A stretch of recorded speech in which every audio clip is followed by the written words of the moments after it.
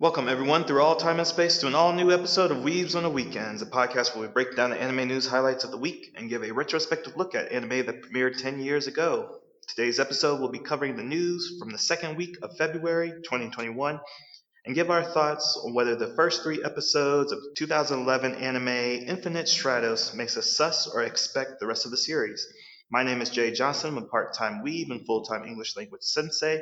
And with me, as always, is my co-host Sam Martinez, part-time weeb and full-time automail mechanic. Happy Lunar New Year's to you, Sam. Happy New Year!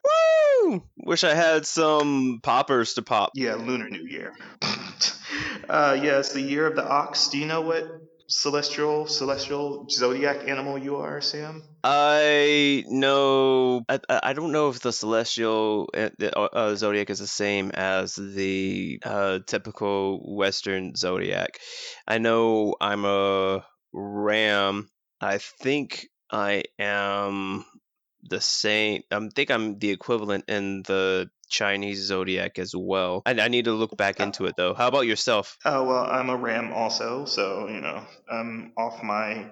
It's not my year, so I mean, if there's any, wait, it's ox. It's the ox year, so yeah. If there's Yes. any oxes out there, it's your year. You're on your 12 cycle, or at least you're either 12, you're either 24, you're either 36, or 48, or you're dead. But but yeah, that's the New Year's, and I'm not doing much for celebration right now, given that I'm still in quarantine basically because I can't go to work because schools are still closed. But everyone, oh my gosh, Sam, like the day before New Year's Yeah. was like all the supermarkets were packed, and I was like, why is everyone out shopping right now? And I was like, oh yeah, I forgot. Yeah, because I just kind of absolutely forget that Chinese or Lunar New Year's comes around like this time February. But yeah, and then like the day after, like the markets were like still open, but everyone had done all their shopping, and like I just had this very nice conversation with the market keepers, the people that run the supermarket where I live, and it was Yeah. like, yeah, you aren't celebrating with your family, and I'm like, no, I'm not. I'm not from your country, so no, I don't have anyone to celebrate with. And they're like, oh, I'm so sorry for you. So they gave me like a bunch of free food. So that was nice. Beef fruit is great. So, what do you what's normally the typical dish for Lunar New Year? I mean, being stuck here in America, all I really know, and this is like me like dipping my toe in the weeb fandom, is like probably wearing red and maybe eat Chinese food. I've never really celebrated Lunar New Year. So, like, what type of food did they give you for free, or what was it typical of the season? Oh no, it was my usual like I usually so I like shop 10 days so like they can like, oh, it's Jay Day. Jay's gonna come in and buy his foods.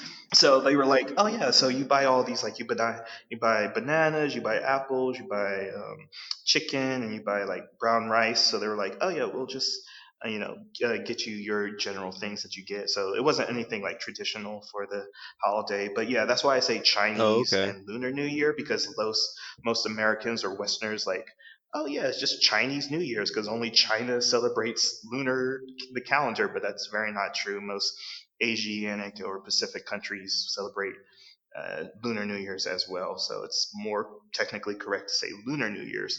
But like for people in my country, yeah, so like people in most of my country, basically we do dress up in our most fancy garbs, and we have our winter wear and headgear that we gather around the table. And usually what we do is like we have a big carcass. It's like dried or aged meat like at the very center of Okay. the table, and then around the table is like dried dairy products, I guess. So it's like curds and like alcoholic milks. So like it's Huh. a very filling meal. It's kind of like basically like Oh, so you do eat so you do eat from like you said the carcass that's in the middle of the plate, like like it's not just a centerpiece or a display type thing. It is a piece of food that you guys eat from. exactly, yeah, yeah. So it's like decorative just by the function of like meat here is very sacred. You know, like it's their body, your animal's body is giving you like health and all that.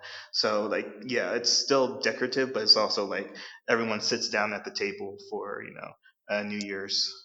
Lunar New Okay. Year's meal. So yeah, that's No, how we celebrate here. But there's also Valentine's Day, Sam. Sorry, I want to move on to Valentine's Day. no, I'll talk about Valentine's Day in a minute. I just wanted to say, like, your meal, it reminded me of a Colombian dish. It's called lechon, where basically they cook and roast a whole pig, and they would sort of open up the insides, and they'll have cooked rice and a whole bunch of other fixings or side dressings inside of it. And essentially, what you will do is like you'll sort of eat from it as well as like take some of the pig meat as well as you're serving yourself. So it's kind of interesting. I was glad that you told me a little bit about that because I was able to make a personal connection on my end with that. And as far as Valentine's Day goes, it's typical Valentine's Day. Guys get girls gifts, and girls are pampered over the weekend. And I'm gonna do my best to get the discount chocolate on the day after. All right, that's fair. Yeah, so like I very much enjoy Valentine's Day. It's like a singular holiday that I just spend not by myself, but usually I celebrate it as like a celebration of love. So I do like a lot of I get dressed up, I get myself balloons, I go out for a fancy dinner, I meet friends saying, "Oh, this is like Bunch I of self love, then. well self love and like friend love." So like even in like what I've experienced with like Japanese culture, kind of related back to the podcast, that Japanese people treat Valentine's Day like with like three categories. That we have Valentine's Day, which females give chocolates to males, but then you have like White Day, Yeah, I always get those confused. so the males give the females the chocolate, but like then each day you have three levels of chocolate. So like the first level is like obligation chocolate that you give out to everyone or essentially like oh, just because we're acquaintances, you get chocolate. Then you have like friend chocolate, so you give chocolate to your friends, and then you have like the crush or your romantic chocolate. So I kind of like that Uh, distinction in Japanese culture. it sort of reminds me when you talked about like the friend chocolate. It sort of reminds me of when I was in grade school. How for Valentine's Day we would sort of get like a box of cards, and we would make a Valentine's Day card for everybody. And I'm trying to think of when that stops. I think it was probably first or second grade. But like basically, like you said, like we have a little bit of that community love here in the West, but it's at a really young age, and it's been a while since I've been inside of any grade school, so I don't know if they still keep it up with that tradition or not. So when was the last time you were inside a grade school? But anyways, yeah. So yeah, but that did always have a feel of competitiveness though, because I remember that being more of a popularity contest, because like you would get your little bag on your desk, and then like everyone would put their candies or chocolates inside like the kids that are the most popular in the class. So like by the Yeah. end of that exchange event, like the bags with the least, like they got made fun of. But nothing about shaming people for not being popular or feeling love or I feel as though that's not only contained in Western society, because we've seen in a lot of our animes recently just how much bullying goes on over there in Japan. So I can see that being a popularity contest as well. With the chocolates for friends. But I doubt that we want to stay in this bittersweet flavor of Valentine's Day so much long when we have news, right, Jay? Oh yeah, I got your news. Yeah, I got your news, Sam. So as always, the time codes are going to be in the description. So we have our news segment for this episode, as well as our 10-year review, which we'll be talking about IS Infinite Stratos. But yes, our weekend roundup news stories. I have three news stories for you, Sam. Where with our Woo! first news story, we have that Studio Ghibli's feature film Earwig and the Witch premieres at the 11th spot in the U.S. box office for the past weekend. So this is a story that we've been following for, I guess, a couple months now, Sam. That we talked about it a while ago. But Hmm. like, this is Goro Miyazaki's first feature-length film for Studio Ghibli, and Goro Miyazaki being the son of Hayao Miyazaki. And this is again a adaptation from Diane Winnie Jones, who wrote also Howl's Moving Castle.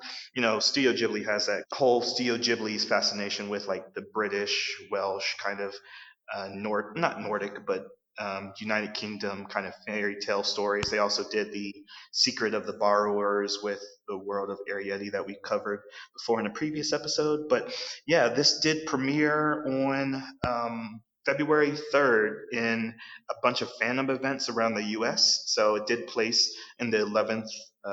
It did place 11th in the U.S. box office for that weekend, and as well, it was streamed on HBO Max on the 5th. So, Sam, since you are US bound, did you get a chance to see this anywhere?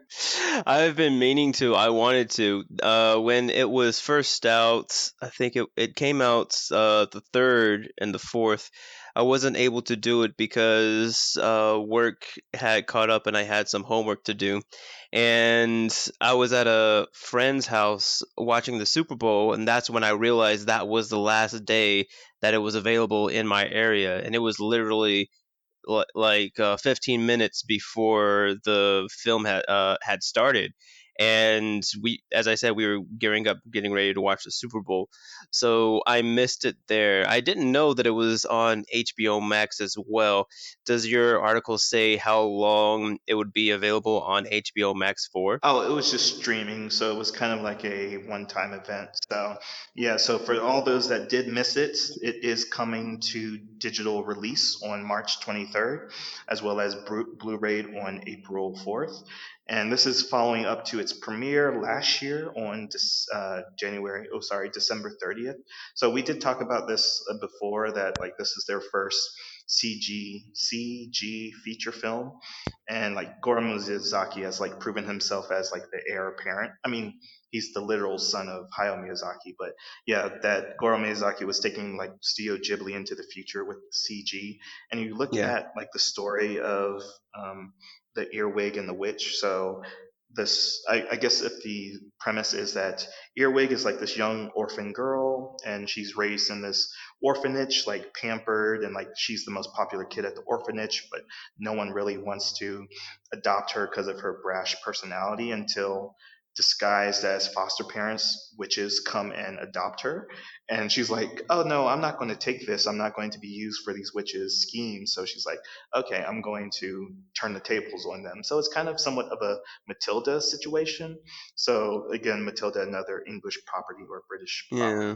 So I'm very much looking forward to this. It's kind of interesting because as you described the story, it reminded me a little bit of James and the Giant Peach. Have you had a chance to be become familiar with that work, Jay? I think almost every 90s kid knows about James and the Giant Peach because one, it's like one of the most terrifying animated features because of the rhino, the sky rhino.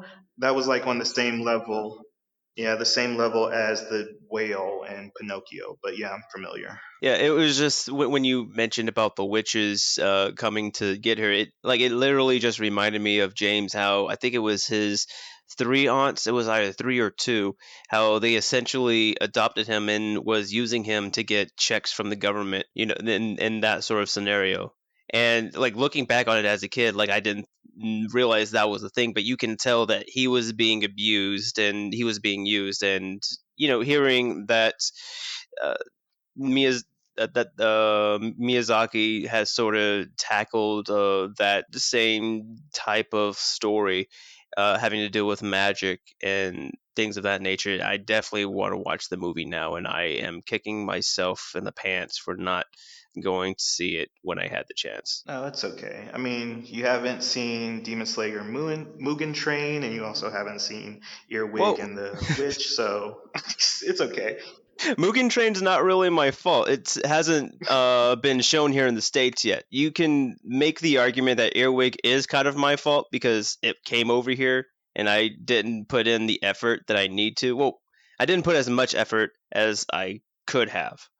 But as far as Demon Slayer, I can't be faulted for that. It hasn't been over here yet. I'm still waiting. I know. I know. I'm just saying, as an anime fan, you've taken two L's so far this year. But anyways, on Hey to our man, second news two story. L's, two L's make a W. I don't, as an English sensei, I don't think that's how that works. But okay, Sam, you're the doctor. So we do have we do have two news stories left, and they're somewhat connected. But I wanted to talk about Black Clover first because Okay. I have very strong feelings about this news story. Is that the news headline is Black Clover TV series will air its final episode on March 30th. So the current arc is called Clover versus Spade, and this is like the post time skip for what goes on in the manga, and it will be ending on episode 170. So Black Clover is one of those modern battle shonens that has kind of gone under the radar. It falls into the same category as Fairy Tale.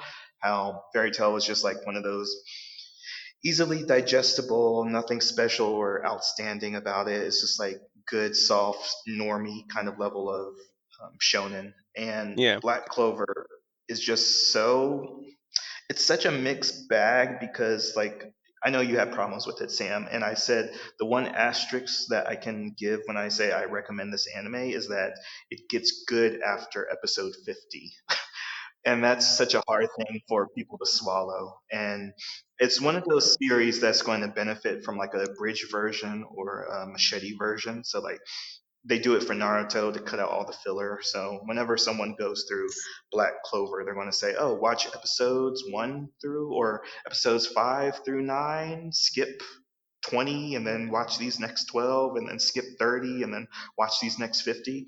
But right now it's like one of the best animated, like in the, we're talking about how packed this winter season is, and like Black Clover is just going so underrated, even though Studio Peridot is like animating the heck out of it for these final episodes. And, their Peridot's known for like Naruto and all the other popular shonens, as well as they did Akudama Drive last year, which we talked about Yes. very highly, and it ranked high on our best of 2020 anime. But yeah, I'm kind of just disappointed.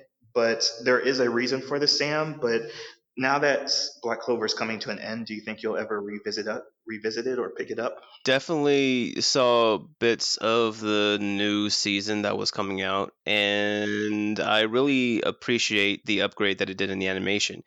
Because one issue that I did have with it before, not just with Asta's voice being grainy and straining on my ears, however, it was just in terms of the fight scenes. For me, every fight scene, it is even the ones with the money thrown into them. The background was bland, and for me, I didn't really have any reference as to where they were. It was sort of as though the fight that was going on could have happened anywhere at any time, when that's not necessarily the case. It's always, oh, they're in this cave.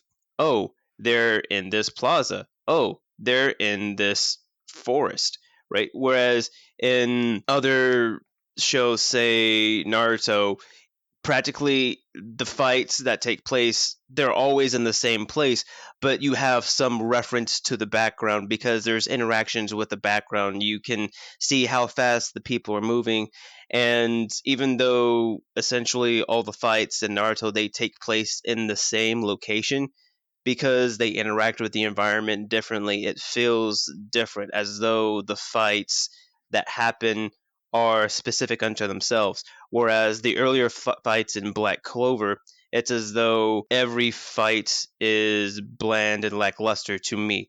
However, with the new studio that's animating everything, I can digest it a little bit more. I have a better reference with the action that's going on. And even though the beginning fight with Asta takes place in a fortress, uh, basically a setting that they've used before, which is just cobblestone and things of that nature. Just because of how it was animated, it felt specific to that scene. It wasn't earlier on in the show where it's like, where I could have looked at it as like, oh, this could have been one of three other fights, you know? and just going off of the visual aspect. And I will say that Black Clover does do well with the emotional aspect of the fights too, where they take the power of friendship and they sort of do it right. I think it was the fight with Asta, Veto, the chick with the strings, and the dude with the space magic. That fight was a true representation of friendship being used in a fight, and it was done very, very well. And I would also have to say that the time skip does give satisfaction to the viewer because you get to see Asta essentially taking down an army on his own, and knowing that like he is working towards his goal and he's making strides and leaps and bounds in order to do so. And I'm a little disappointed that even though we've now got a good studio and the story is actually in a good place, it's a good jumping point for new people who want to get into Black Clover. And the fact that it's basically going to end on the same season. So you said that there was a reason for the anime ending. Has it anything to do with the manga or the mangaka of Black Clover? Look at that, Sam. You're so smart. And yes, that leads us perfectly segued into our last news story of the week. Is the news story is more about Jujutsu Kaisen, but Yes. after we talked about Samurai 8 last week, I got really curious because there's the official publication record for manga sales in Japan, which is Oron or Oricon. It's like Oricon, and they publish like all the publication records for the year. And I looked through this and I wanted to talk about how Jujutsu Kaisen blew up last year, how Kishimoto, the creator of Naruto, Samurai 8, fell off or got canceled after 43 chapters. So, Yes. very easy read if you want to catch up and see how that his take on the sci-fi genre kind of rolled out from itself, even though people were like expecting greatness again, like levels of Naruto greatness. But again, that's not really what a author needs to do. I mean, Kishimoto has done enough for the industry to say that he doesn't have to do anymore. He just can say, "Oh, I did Naruto. Okay, I'm the goat." But anyways, yeah. So the news story is right now is that Jujutsu Kaisen's manga releases another 5 million copies into circulation.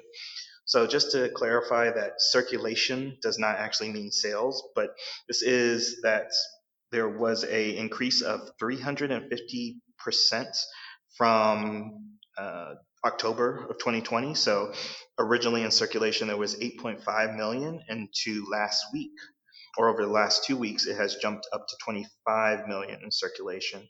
And this was in direct response to the release of the 14th volume back on January 4th, which the recording of this podcast, there's been nearly 900,000 sales of the manga. So, Holy Sam, are crap. you caught up to the most recent chapter of Jujutsu I Kaisen? I am caught up to the most recent chapter of Jujutsu. Yes. All And right. I'm sorry, I didn't mean to interrupt. You were saying? Oh, I was just going to say that issue 15, or sorry, not issue, but volume 15 is going to be sold or going to be shipped on March 4th. So I just wanted to give you some good news. But I just wanted to get your Yes. impressions of, do you think all this praise for Jujutsu Kaisen is like earned, or do you think it's in direct relationship to its beautiful animation done by Mappa Studio?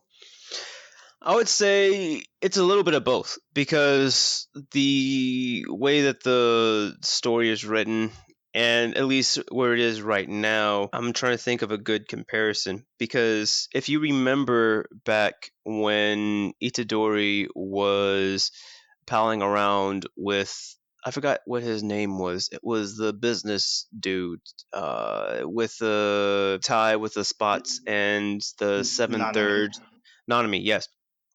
If you can remember back with Nanami, how the work of the manga sort of played around with time a little bit, whereas we were following Yuji and Nanami, but it was maybe a month or so after Yuji's supposed death, and it's sort of hard for us to ascertain where it's happening in relation to Nobara and Fushiguro training for the sister schools type thing. And again, like I'm just saying, like with the way that he plays around with time a little bit, because you get to see some of you get to see the results of some spirit activity happening.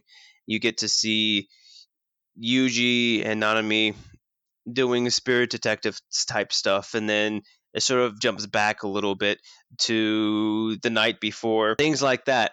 And in this current arc, you a lot of stuff happens, and the climax occurs, and it sort of flashes forward just a little bit, similar to what's going on in My Hero Academia right now, where it sort of takes a step back and you get to see a look at the broader scope of things and the impacts of the climax of the arc. And then you could see it hone in on a character that has been talked about since the very beginning. And apparently, he was in the prequel to Jujutsu Kaisen, and you get to see his take on the events, and as well as him going to focus on the characters that were the main players for the climax. But before then, there's also some background on some key characters that take place as well. So as I said, like you get to see this author's take and how he plays around with time a little bit to tell his story. And at least in the manga, it's intriguing enough to make you want to keep reading his story and keep going. And I would also say that the way that that Mappa has beautifully done his work, that it was definitely a great push for his work. I would say that hopefully they would take a little bit from, they being the Mappa studio, they would take note from My Hero as well as Attack on Titan, in order to give the mangaka some time to write his story, and that way they won't run into the issue with Dragon Ball, Bleach, or Naruto, where, or even One Piece, where the anime caught up so quick and the story is very well, but the mangaka needs time to write out the foundations for what's to come next. Right, yeah, because like right now it's at 15 volumes. So how Mappa has decided to space out their publication schedule, or sorry, production schedule. So they're handling, oh well, we'll talk about it in a little bit, but they're handling about three other properties this year, and Juju Kaisen season 2 isn't on the books yet. So hopefully that with the sales of like the publication for the manga is going to keep rising, and then interest is not going to wane over the couple, maybe 2 years before we get a season 2. But Sam, we haven't played a game with you in a couple episodes, so I thought we could play a quick game. Another game that is, does Sam know? Does Sam know our favorite returning Okay. game show for the podcast? So we have the top 10 selling manga for Shonen Jump Weekly, or Weekly Shonen Jump. So can you give me the place of Black Clover in the top 10 list? What do you think Black Clover places in the top 10 list? In the top 10 manga sale lists, or Yes, in from last year, or just right now? from last Just year. like Last year. from last year. I can see it being on the top 10 list. I would say it would probably be pretty low, because I know that people were watching it, but I don't know if people were actually picking up and reading it. Oh, let me be safe. I will say 9. Let's go Oh, spot so number 9. close. So close, Sam. You should have went more with your gut. It's on the number 10 spot.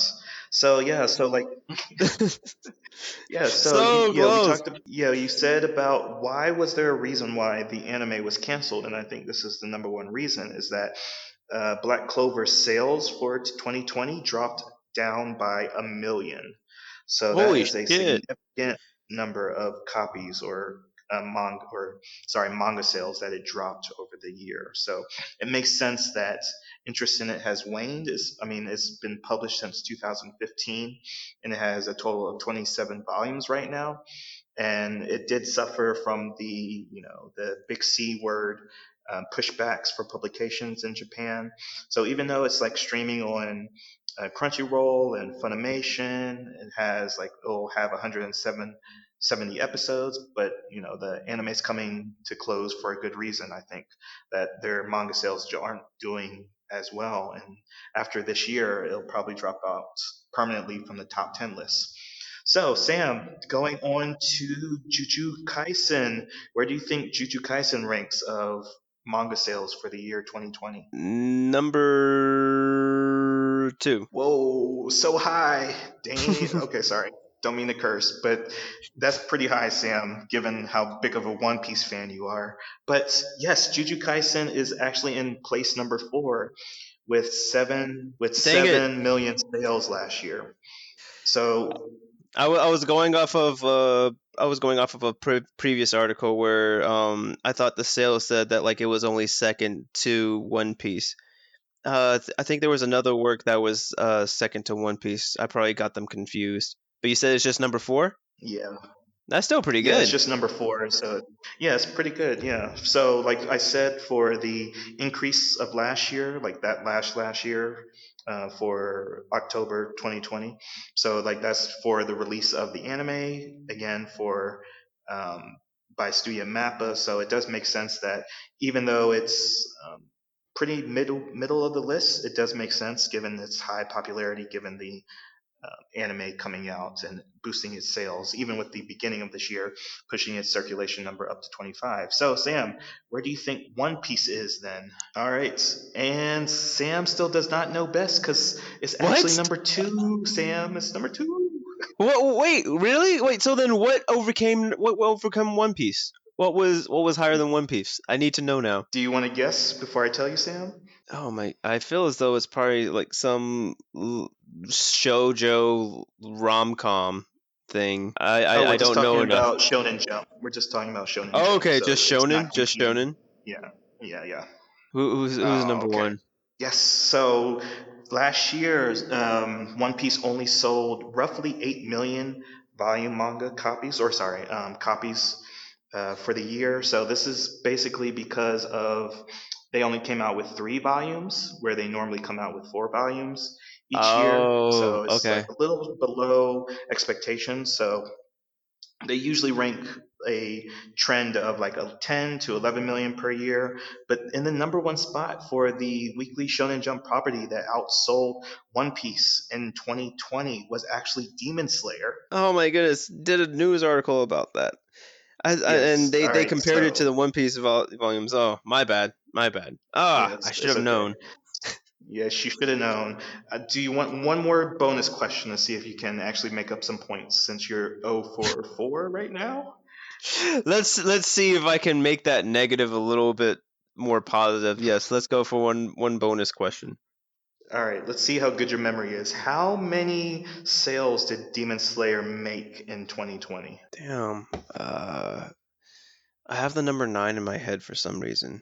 All right. Well, Sam, I'm sorry you're walking away with no prizes, no consolation Again. prize, no third prize. You're not getting a kiss from the host. But yes, Demon Slayer actually sold, wait for it, But 82 million copies last year. that was such a So, low ball. Oof. yeah. Oof. So Big oof. yeah, Okay. it is a phenomenal number, and it's really interesting because the manga ended last year as well. So it's very much not expected to make this kind of record breaking number again. So One Piece is going to probably become the king of Shonen Jump Weekly again. But let's go over the other top 10 lists. So starting from number 1, Demon Slayer at 82 million. One Piece at nearly 8 million. Haikyuu at 7 million, which also ended last year, had its final chapter, volume, whatever. 4, Jujutsu Kaisen at 7 million. Promise Neverland at 5 with 6 million, which also ended last year. Sixth place goes to My Hero Academia with roughly 6 million manga sold. Seventh place is Chainsaw Man with 2 million, which also ended last year. Dr. Stone at 900,000. Act Age, which we did cover that news story before, talking about how its mangaka got arrested for Yes. a sexual assault charge. And then, so we're definitely not going to talk about that anymore. But, given that it closed out 2020, should be talked about just to say that it did make the Shonen Jump top sellers list. And then Black Clover at spot 10 with 700,000.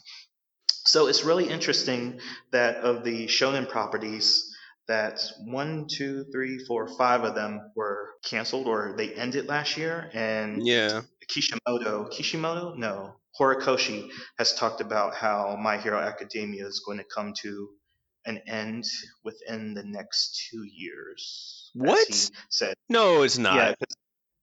In the yes, next two because years? well, he said like this is the final arc of My Hero Academia. So Oh like he my said goodness. that with his publication of the recent My Hero Academia movie, saying like he revealed one of his earlier drafts to how the series was actually going to end. So he was saying, oh yeah, so the series is going to come to an end pretty soon now. But anyways, just to say that 7 out of these top 10, or sorry, that's one, two, three, four, five, six, 6 out of the top 10 for the Shonen Jumps are probably out of the running for next year. So Sam, do you have any feels about what's going to be the next big Shonen Jump title? It's kind of odd because I would have to really be deep in the manga game right now. All I'm really doing is keeping up with some of those titles, like you said, that are ending or that have ended.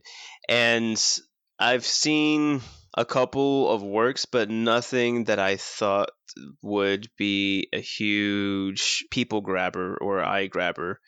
So, I mean, unless something else new comes out, like Jujutsu Kaisen, that just happens to blow up, I can't really say for certain right now. Yeah, that's fair. I mean, other than Chainsaw Man, that is going to get a anime adaptation later this year by Studio Mappa. That's one of the properties that I said I was going to mention later. And like Yes.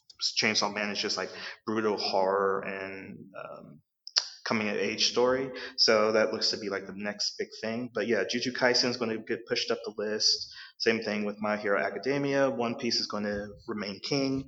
Dr. Stone, again, people love Dr. Stone, even though I haven't really given it a shot. And Black Clover is going to drop off the list. So I'm actually very excited for 2021 to see which anime or which mangas come to prominence, because then in 2 years' time we're going to get some pretty good anime. But Sam, talking about some not good anime, let's Yes. transition into our. That's not fair. We haven't even talked about it yet, but let's talk about our your pick for our 10-year review of Infinite Stratos, or IS Infinite Stratos. So tell me why you picked this mecha anime for me to not enjoy. I know. I bet our audience is like, it's about time we started talking about the anime of the schedule. So essentially, the reason why I chose this anime was because over the past few years, I keep hearing it, I keep seeing the name, and I wanted to at least give it a shot. I didn't realize that it was about mag- not necessarily magical girls, but it falls into the same camp as my mind's a blank now. It has to do with those magical girls that can have those mecha parts for arms and legs and fly around. They can shoot and do air combat. I didn't realize that that's what Infinite Stratus was about. Again, as I said, uh, throughout the years, I've seen its popularity, I've heard its name, and I've wanted to at least give it a shot to see why it was as popular as it was. And that was mainly the reason why I chose this anime. Jay, have you heard about Infinite Stratus before? What was your exposure to it before having to watch it? Yeah, Sam, the anime you were just mentioning was called Strike Witches, and That it's one. like what you were That's what I meant. saying. Yeah, Strike Witches. Yeah, yeah, it's really interesting because there's two actually schools of diversion, I guess, in that kind of genre. Is that girls that are have mecha parts, like they can turn into like planes or like machinery, and then there's actually machinery that have been humanized or personified as girls. So there's this Now I'm forgetting about the name of it, but there's this battleship anime about girls and they're like actually named after famous warships. But anyways, yeah, so it does fall into that magical girl transformation into mechanical body parts kind of genre. But yeah, so this is just one of those iconic series that every good weeb says they've watched. Like this is like high culture, stick your pinky out kind of um, fare that you're expected to see. And like the thing that I know most from Infinite Stratos is the school uniform because it's one of those iconic cosplayers kind of school Yeah. uniform. It's a very sleek design. It's like all white, but then it has like these tinges of red um, along their sleeves, and their like lapels are black, and same thing with their skirts. So I know it in my memory for like the uniform, but I didn't know anything about the premise of it, and I've been ignorant for it for the past 10 years. So, can you tell me what this is about? Because I'm kind of confused. Yeah, so let me go ahead and give you just a little bit of backstory. So, Infinite Stratos, it did start out as a light novel, and it was picked up. Trying to think, it was picked up by Monthly Comic Alive to become a seinen manga, and shortly after, it was turned into an anime by the production known as 8-Bit. And 8-Bit are the people that did Tokyo Ravens, Comet Lucifer, Knights and Magic, and that time I got reincarnated as a slime. So a little bit of familiar with the production that did make this work. And the synopsis of the show is that IS, or the long version of the name, Infinite Stratos, it's a weaponized exoskeleton system that has become a dominant tool for warfare and conflicts. However, for the men in society, they have not been able to use it. The only people who are able to operate the system are women. And there's only been one exception to this rule, and his name is Orimura Ichika, who happens to be an orphan who was raised by his sister, who herself is an infamous IS pilot.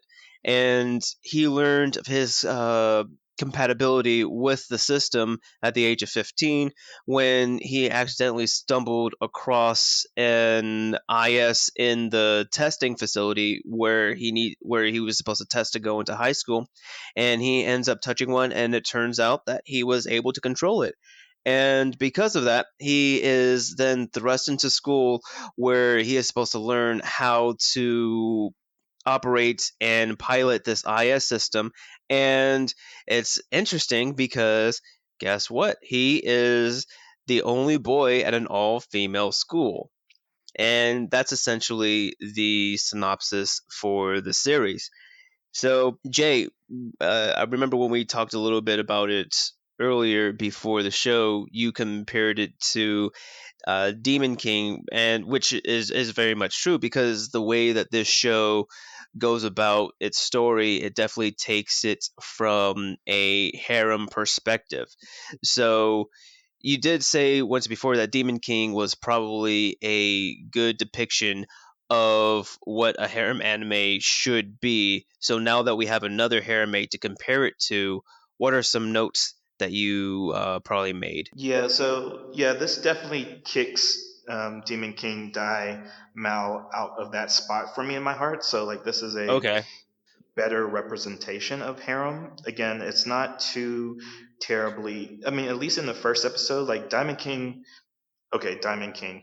Demon King just started out with like a fan service, like in your face, like, oh, this is just um, male fantasy and sexualizing young girls show, but very much not with the case of Infinite Stratos. Again, there is a lot of likability to the characters. There's not just standard.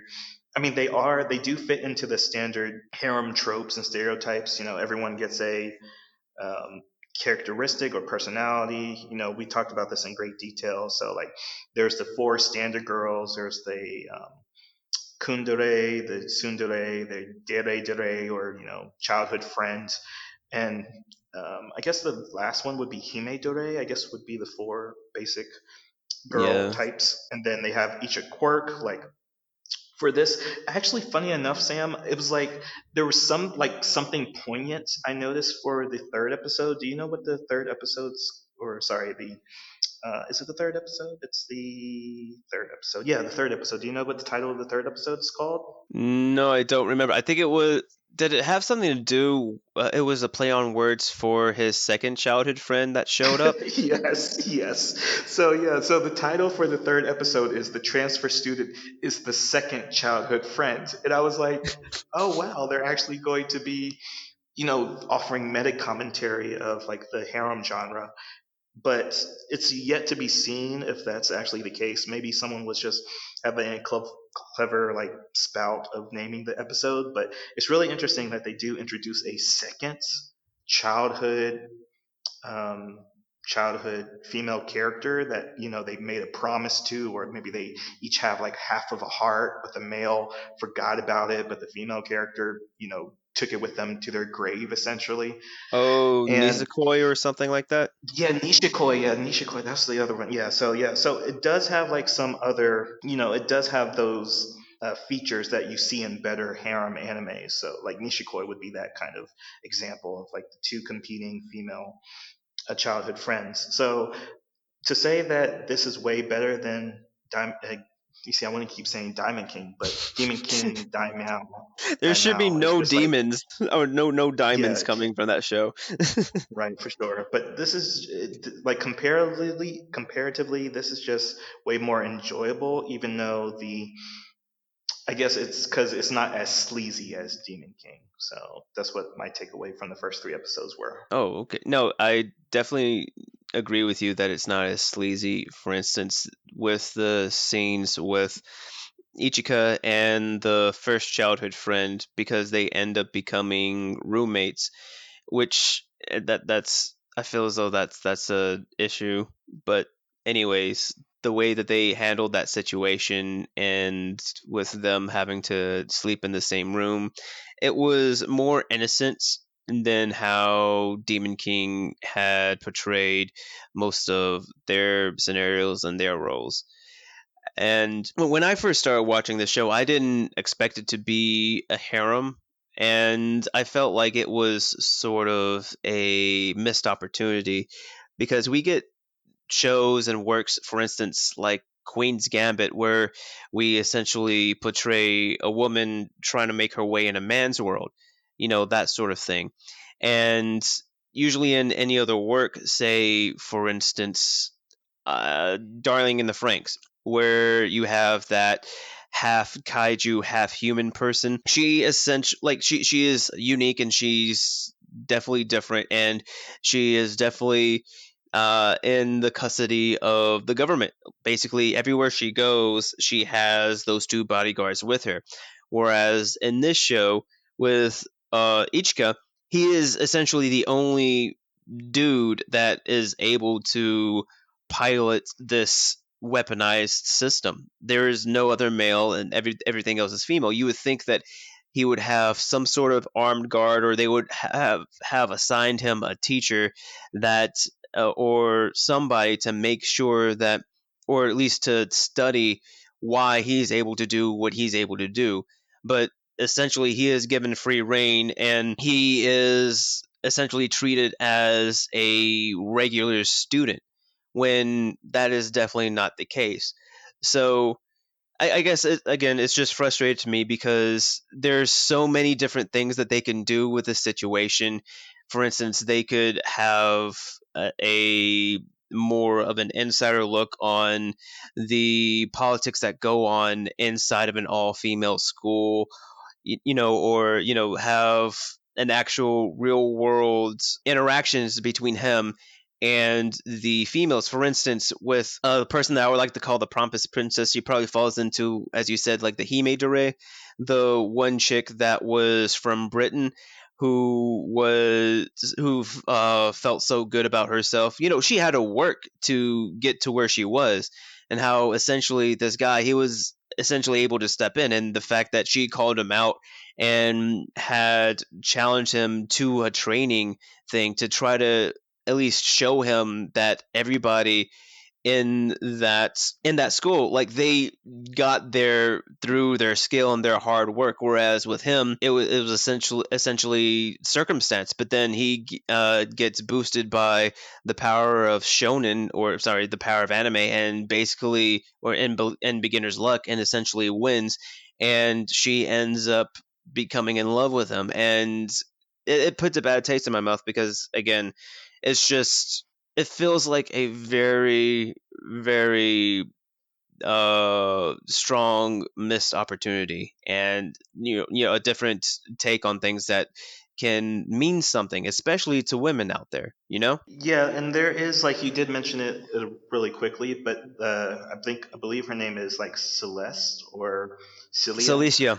Uh, yeah, No, Celicia. Cecilia. Yeah, I'm sorry, and Cecilia. Cecilia, yeah. And she's a British exchange student, or because one of the things that the show does address is that the IS system, or the Infinite Stratos system, was like so paramount to like world peace, is that all these mecha suits were distinct, or were distributed like equally among countries, so that world peace can be sustained. So it's like a mutually assured destruction kind of scenario. So at Yeah. this academy in Japan, there's actually a academy for like multiple countries to send their students, because this is a military academy. So there is somewhat of an excuse that is built into the premise why Ishika is allowed to basically be left on his own, because they are military candidates, I guess, and they're being trained inside that kind of environment. So there is enough like depth to it that you can like say, oh well, this is where you could have explored like how do people outside of Japan deal with um, the kind of Japanese culture of militarization. Same thing as, but that's a lot to ask for in a harem anime. So it's Yeah. like one of those things that like, what does the genre actually permit? So to say that it's like digestible is like acceptable, because like if you even look at the additional sequential kind of materials alongside of Infinite Stratos, you have like the light novel, like you mentioned, Sam. It has a manga series that was released back in 2010 for 5 volumes. It has another reissued manga back in 2013 that was 8 volumes. It has an internet radio show. It has a It has PS3 this. game. It has a Yeah. gotcha game back in 2017, and it has like a second season for 12 episodes, and it has 3 OVAs. So it's just kind of like a well that they can keep coming back to, because it's such a simple premise. Like everyone that could watch the show has a girl that they can root for, and the premise is so digestible. It's not heavy. It's not really introspective. It's not very poignant to say anything about anything. So it's just all too digestible, versus Demon King, which was just grotesque and demeaning and uninteresting. So, yeah, so just to say that I enjoyed this a lot more than I enjoyed Demon King, even though that's such a low bar. So, for me right now, it's definitely a sus, because they do introduce in episode 2 that the childhood's friend's sister disappears, so they're setting up a mystery already in the second episode. You kind of get the introduction that they're probably going to, you can see where the story's going to go. There's probably going to be introduction of a boy character, but it's going to be like a girl masquerading as a boy, which we see in Yeah. Nishikoi as well. You also see there's going to be like every girl is going to get introduced. I mean, in the first episode, they're like, "Oh my gosh, it's a boy! Make him class representative." It's kind of the mentality of the whole show and the whole environment of the school. Even though his older sister, who is also could be part of the harem for those that find incest desirable, she's there as well. So it fits everyone's fancies. So it's an overall, solid harem.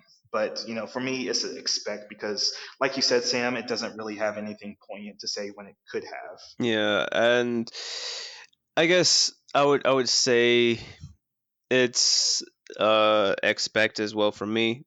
I again I was just satisfied with the way that it turned. I didn't know that it wasn't a harem starting out, and just the fact that again, it could have been a story about something a bit more meaningful, especially with women, their place in the world, and you know, having a women have something for themselves, and then all of a sudden have a man show up.